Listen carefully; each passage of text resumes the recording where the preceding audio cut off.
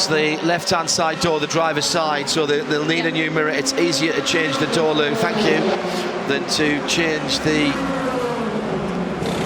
try and change the mirror assembly. Oh, there's a fire!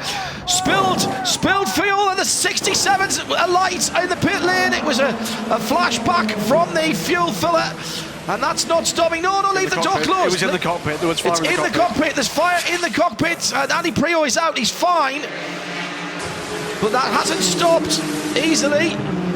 And the 67 car's woes continue. The fuel gushing out from the fuel filler cap had not closed properly, and it was gushing out, and it must have gone down into the cockpit. It's the breather. It's the breather side. You're absolutely right. And and it's still on fire. It's still leaking. The hot exhaust and the turbo, huge temperatures there from the left-hand side of the 67.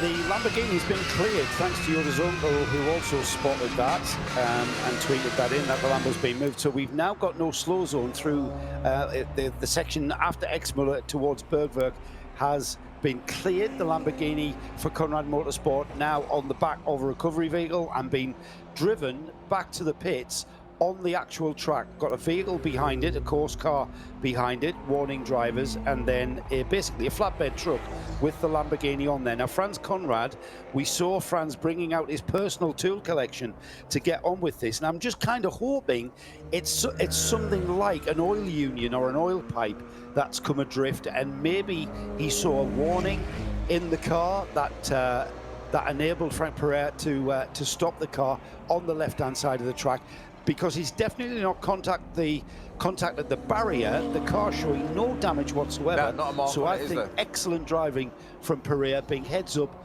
knowing about what to do in the case of some kind of warning light coming on.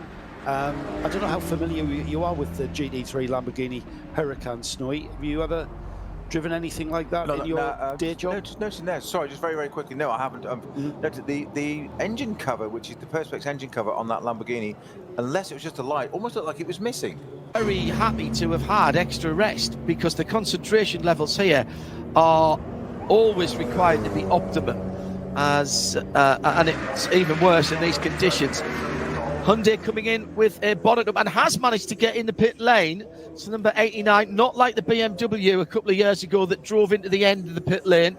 That's the car. Already a race winner for Hyundai in the sprint races, due to his his sprint victory. I think that's I hope that's a replay and not what we've previously commented about the BMW running into the Audis. Did it hit it, or did it just get caught on the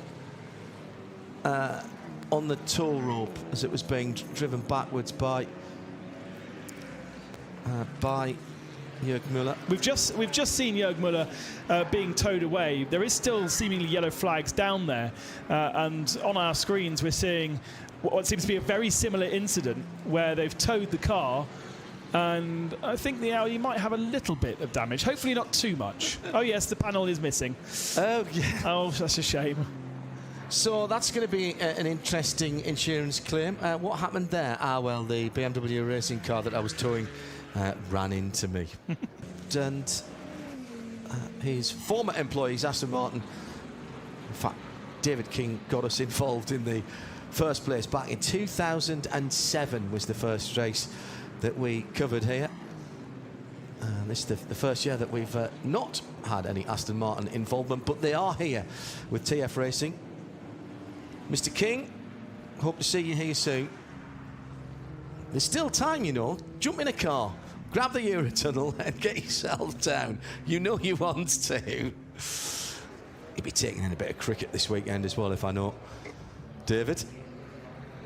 So some remedial work going on down at turn 1 behind the tape from the front protective grille in front of the intercoolers for the air conditioning and the oil on the Audi recovery vehicle. And Marshall's taking plenty of photos, presumably for that insurance claim. Yeah, absolutely.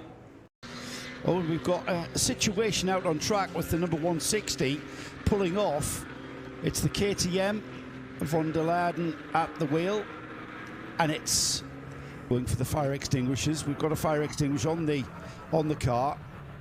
Clamshell opening on this car, and the fire very swiftly put out. The car is... Oh, he's trying to get back on board to leap on the brakes, but it's already accelerating away from him. So we've got a car that is now on fire, rolling down the road, and this is one of the steepest parts of the circuit. You couldn't really make this up, guys. No. It's now stopped. The last thing you want to do is to be leaping into a car that's moving and on fire to try and stop it rolling down into the foxhole. All have a car.